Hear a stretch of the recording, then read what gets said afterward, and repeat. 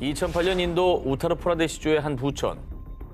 치과 의사 부부의 딸인 14세 소녀 아루시 탈와르가 목에 수술용 메스에 의한 것으로 추정되는 자상을 입은 채 자신의 방 침대에서 살해당하는 사건이 발생했습니다. 당시 경찰이 유력한 용의자로 지목한 사람은 아루시 사망 직후 실종된 집사 45세 남성 햄라지 반자데였습니다. 아, 또 사건 직후에 사라졌으니까 되게 의심스럽긴 하네요. 당연히 도망쳤다고 생각하지. 네. 아 근데 저 어린 소녀를 왜 저 나이 많은 그 집사가 왜 그럴 일이 있었지? 자, 그런데 아루시 사망 바로 다음 날 집사 반자데 또한 목에 아루시와 비슷한 자상을 입은 채 옥상에서 숨진 채 발견되며 사건은 또다시 미궁에 빠졌습니다.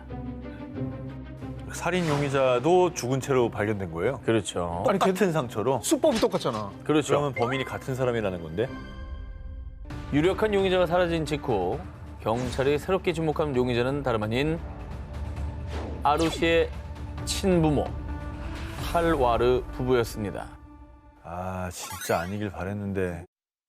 당시 조사관들은요, 집사 반자데와 딸 아루시가 부적절한 관계인 것을 알게 된 탈와르 부부가 딸 아루시를 명예살인한 것이라며 정황을 근거로 부부를 기소했습니다. 하지만 탈와르 부부는 그저 옆방에서 자고 있었을 뿐이라며 억울함을 호소, 무죄를 주장했습니다. 그리고 치열한 공판 끝에 2013년 재판부는 집사 반자데의 시신이 발견됐을 때 신원을 모른다고 답했던 점, 딸 아루시의 장례와 범행 현장 청소를 급하게 처리하려 했던 점 등을 수상히 여겨 결국 탈와르 부부에게 무기징역을 선고했습니다. 사건 발생 약 10년 뒤인 2017년 이 사건은 새로운 국면에 접어들게 됩니다. 꾸준히 억울함을 호소했던 탈와르 부부는 결국 항소하고요. 그 결과 재판부는 탈와르 부부에게 증거 불충분으로 무죄를 선고. 아루시 살인 사건은 다시 원점으로 돌아가게 된 겁니다. 한때 인도를 뒤흔들었던 미궁에 빠진 살인 사건. 과연 소녀를 살해한 진범은 누구일까요? 진범은 누구인가 싶고 12위를 공개합니다. 살인자가 숨긴 진실. 1980년 7월 베트남 함단 구역.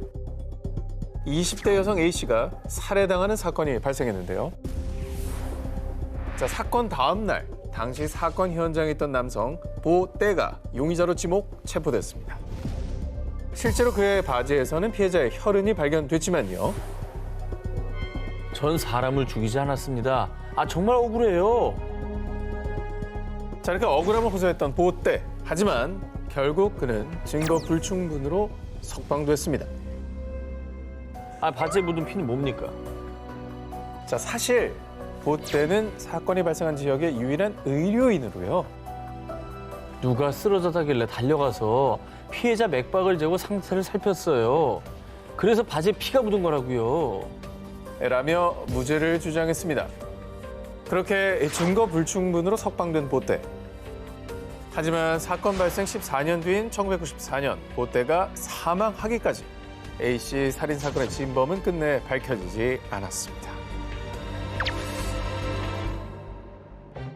비록 세월이 많이 흘렀지만 피해자의 아들 B씨는 희망의 끈을 놓지 않았습니다. 어머니를 살해한 진범을 밝히기 위해 수십 년 동안 증인을 탐문하고 용의자의 행적을 쫓고 끈질기게 진실을 파헤쳤는데요. 그러던 중 아니, 그 사람 돈 없다더니 갑자기 부자가 됐잖아.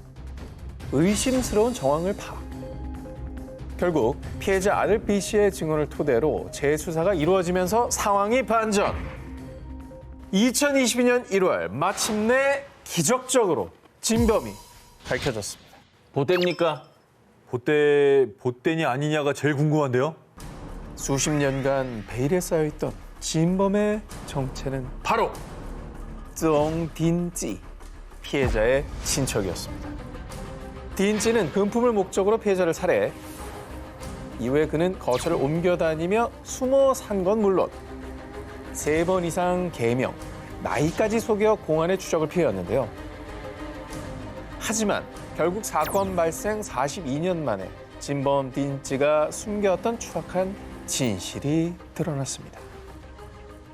그 가족들한테도 얼마나 손가락질했겠어요. 아 그러니까 제 그 집 아들이래, 그 집 딸이래 무례가면서. 그때는 진짜 도와주려고 하다 피가 묻었나 보다. 그리고 결국 누명을 벗지 못하고 세상을 떠나버렸습니다. 아 진짜. 살인범이란 누명을 쓰고 억울하게 세상을 떠났던 보태의 아들 보응옥은요. 아버지와 가족의 원한을 드디어 풀었습니다. 라며 안도의 한숨을 내쉬었는데요. 하지만 안타깝게도 진범 딘찌의 살해 혐의는 공소시효 만료로 처벌 불가. 딘찌는 법적 처벌을 면했다고 합니다. 진범은 누구인가 싶고 11위를 공개합니다. 범죄 전문 기자가 암살당한 이유. 2021년 7월 네덜란드 암스테르담 대낮 도심 중심부에서 5발의 총소리가 울려 퍼졌습니다. 이에 64세 한 남성이 총을 맞고 사망. 도심에서 대낮에? 총을 와 이거는 뭐 계획적인 거 아니에요? 이건 조직 범죄 같아요. 총에 맞은 사람은 다름 아닌 저널리즘의 아이콘으로 통하던 네덜란드의 범죄 전문 기자 피터 더 프리스.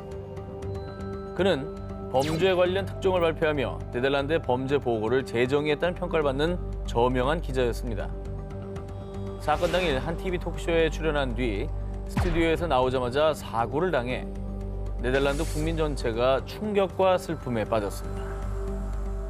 대낮에 저렇게 충격을 당했다고 하니까 사람들도 엄청 충격 받았겠었네요. 뭔가 원한 매진을 보여주긴 해 진짜.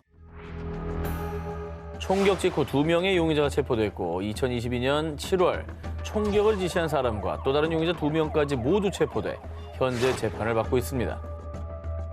현지 경찰이 지목한 프리스의 살해 주체는 다름 아닌 범죄 조직의 두목 리두안 타기. 아니 근데 수사를 하면 밝혀질 텐데 저렇게까지 해서 살해를 한 이유가 도대체 뭡니까?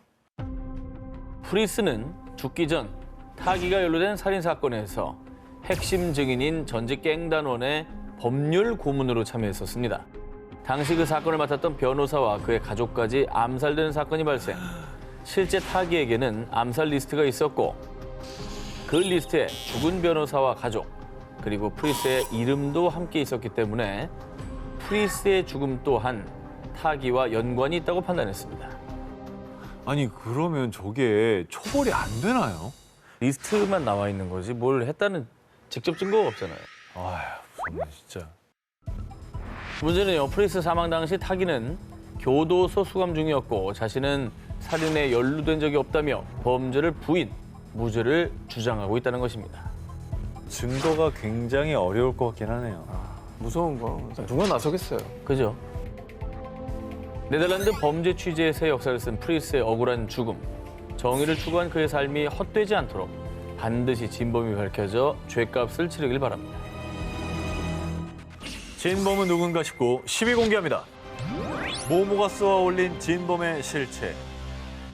1982년 호주 뉴사우스웨일즈 33세 여성 리네트 도슨이 실종되는 사건이 발생. 하지만 수십 년 동안 그녀의 행방을 찾지 못했고요. 사건은 미궁에 빠졌는데요.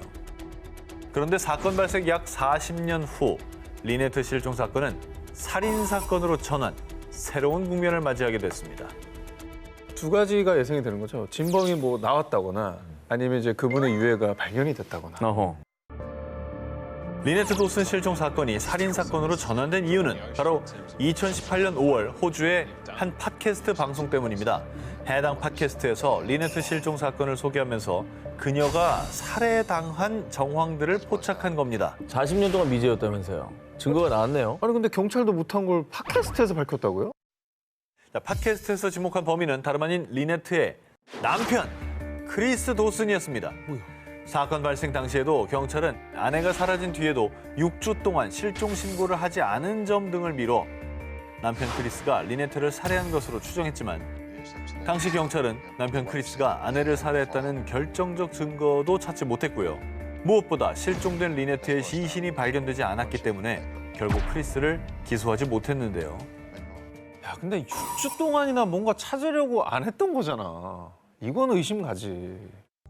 당시 럭비 선수이자 교사였던 크리스는 당시 제자였던 16살 소녀와 불륜 관계였고 아내 리네트가 사라진 후 단 하루 만에 불륜녀가 그의 집으로 이사. 아이고, 뭐야? 뭐야? 새 가정을 이뤘고요.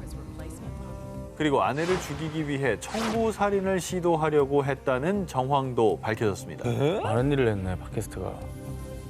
그리고 파장이 커지자 경범죄를 제외한 대부분의 범죄에 공소시효가 없는 호주는 곧장 재수사에 돌입. 뭔가 살해 동기가 될 만한 정황들이 드러났다는 거 아니에요. 경찰이 움직였다는 건.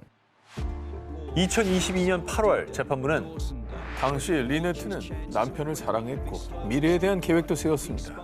그리고 혼자 지낼 만한 재정적 여유가 없었기 때문에 그런 사람이 스스로 떠났을 가능성은 매우 낮습니다. 라며 크리스가 이혼 시 지불해야 할 위자료를 피할 목적으로 리네트를 살해했다고 판단.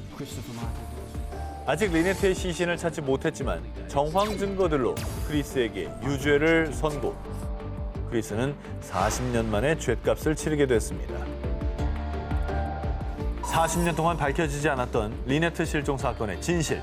아직 형량은 정해지지 않았지만 죄를 지었다면 저지른 죄에 대해 합당한 처벌을 받고 깊이 반성하길 바랍니다. 진범은 누구인가 싶고 9위를 공개합니다. 그날 밤 모모의 진실은? 2021년 5월 27일 밤 벨리즈. 조용했던 부둣가에 정적을 깨는 한 발의 총성. 해변가에서 발견된 피해자는 현지 경찰 헨리 잼모트. 그리고 용의자는 피투성이가 된 채 현행범으로 체포됐습니다. 그런데 범인의 정체는 놀랍게도 영국 보수 정치인이자 억만장자 마이클 애슈크로프트의 며느리 제스민 하틴이었습니다.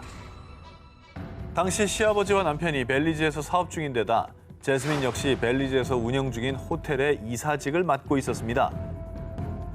제스민은 자연스럽게 2, 3년 전부터 현지 경찰 헨리와 친분을 쌓았고요. 헨리에게 총기 사용법을 배우며 더욱 친밀하게 지냈습니다. 그리고 현지 경찰에 따르면 사건 당일 밤도 둘이서 술을 마시던 중 제스민이 총을 다루다가 헨리의 오른쪽 귀 뒷부분을 쏴 죽음에 이르게 했다고 밝혔는데요. 제스민 역시 기억이 잘 안 나요. 방아쇠가 어떻게 당겨졌더라? 모든 건 다 실수였어요. 자신의 총기 조작 미숙으로 인한 우발적인 사고였다고 인정했습니다. I'm just saying, like, 그래가지고 약간 이상한데. 일단 근데 범인이 맞는 거 아니에요? 어쨌든 안타까운 총기 그건 사고 인정한 아닙니까? 거지. 그러니까 우발적이었다. 빵 쏜 거잖아. 사고다. 일단 제스민이 기소된 혐의는 과실치사가 맞습니다만 그런데 유족에 따르면 제스민은 과실치사가 아니라 살인으로 기소되어야 해요. 마치 처형당하듯 총에 맞았다고요. 총성의 흔적 그리고 헨리가 24년 경력의 베테랑 경찰이었던 점을 들어 우발적인 사고가 아닌 고의적인 살인이라고 주장했고요. 그리고 많은 이들 역시 제스민의 계획된 살인이라고 믿었는데요.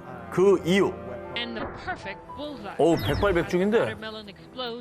제스민의 주장과는 달리 그녀가 수준급 사격 실력 보유자이며 이를 감추고 있다고 주장했습니다. 뿐만 아니라 일각에선 두 사람이 내연 관계이며 치정에 의한 살인 사건이 아니냐는 온갖 의혹이 제기되기도 했는데요.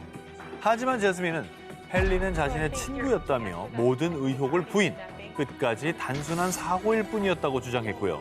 내년 4월에 다시 재판이 열릴 예정이라고 합니다. 이게 정말 실수에 한 건지 고의에 한 건지 이게 중요하겠어요. 그죠? 근데 이거는 하늘과 땅 차이지. 하늘과 땅 차이죠. 과연 범인과 고인 그리고 부둣가만이 알고 있는 그날의 진실은 무엇일까요? 진범은 누구인가 싶고 8위를 공개합니다. 살인자의 정체는 뭐뭐? 2017년 8월 중국 안우이성 한 남성이 22년 전 발생한 한 살인 사건의 용의자로 체포됐는데요. 자, 그런데 놀라운 건 그의 범죄가 권위 있는 문학상을 받은 한 추리소설 속 내용과 굉장히 흡사했다는 겁니다. 오, 가끔 저런 거 있잖아요. 소설이나 작품 보고 모방하는 범죄. 오 그렇죠. 없으면 건가? 좋겠지만 있죠. 있죠. 그런데 더욱 놀라운 건 범인의 충격적인 정체. 살인 사건의 범인은 바로 해당 소설을 쓴 유명 작가 리우 용비아오였습니다. 그 뭐야 이게 소설이 아니고 에세이였어요? 자기 범죄 내용을 그대로 소설로 쓴 거라고요? 뭐야? 아, 이게 자기가 쓴 대로 했는지 자기가 한 걸 쓴 건지. 그가 쓴 소설은 중국 유명 추리 소설로요. 한 여성 작가가 살인을 저지르고 도망치는 내용을 담고 있는 게 그의 상황과 비슷해 실제 자신이 과거 범죄를 모티브로 쓴 것이 아니냐라는 의혹을 사게 됐는데요. 소설보다 더 끔찍했던 그날, 그 사건이 일어난 시점으로 돌아가 보겠습니다. 1995년 11월 중국 저장성 후저우의 한 여관. 당시 생활고를 겪던 리우는 금품을 훔치려다 주인의 눈에 띄었고 우발적으로 주인 부부와 그들의 손자 그리고 직원까지 살해한 후 달아났는데요. 그렇게 살인 후 22년 동안 리우는 작가로 승승장구.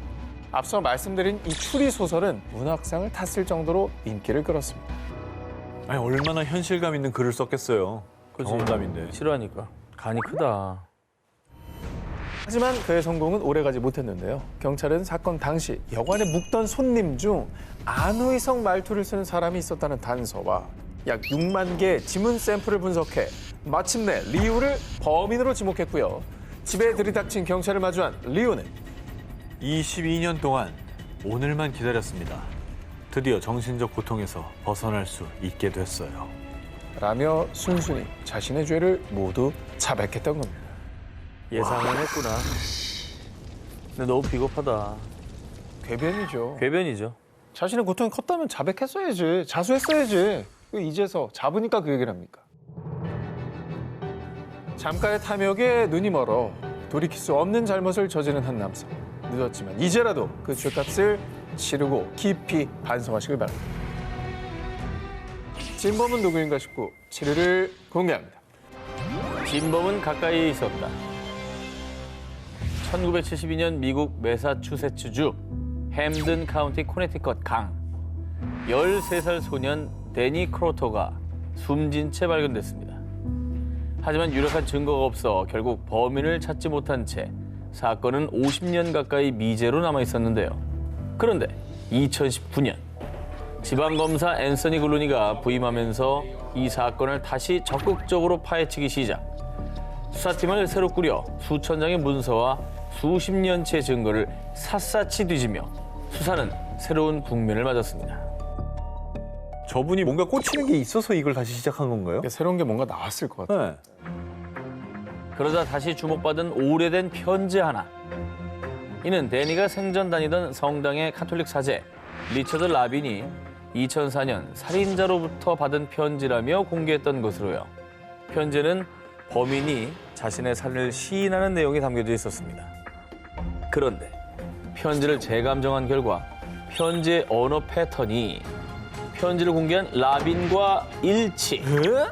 이에 수사팀은 그를 유력한 용의자로 특정했습니다. 그리고 알고 보니 라빈은 아동 성범죄자. 결국 성직을 박탈당했던 두 얼굴의 인물이었습니다. 그러니까 의도적으로 수사에 혼선을 주기 위함인지 그렇죠. 아니면 뭔가 고백을 하고 싶어서 그냥 허위 연극을 한 건지. 그런데 라빈은 데니가 사망하기 하루 전날 데니를 강둑에서 폭행한 사실만 인정. 내가 다시 강둑에 갔을 땐 데니는 이미 죽어 있었어요. 난 죽이지 않았다고요. 데니 살해 혐의는 끝까지 부인했습니다. 하지만 수사당국은요, 사건 당시에도 라빈이 살인범이란 명확한 물리적 증거만 없었을 뿐 라빈을 유력 용의자로 의심했었고요. 데니가 살아있는 것을 마지막으로 봤던 정황, 살인을 시인하는 편지 등으로 보아 그가 진범임을 확신, 드디어 체포영장을 신청했습니다. 자기 동네 신자를 그 애를 왜 때려? 신부가.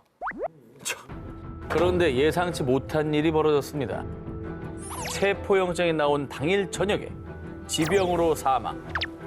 그렇게 50년 만에 드러날 뻔했던 진실은 정말 안타깝게도 영영 묻혀버렸습니다. 야, 자백이라도 하고 죽지 그랬냐, 이 나쁜 놈아. 이건 억울한 거야. 죄값을 치르게 했어야 되는데 하루라도 진짜.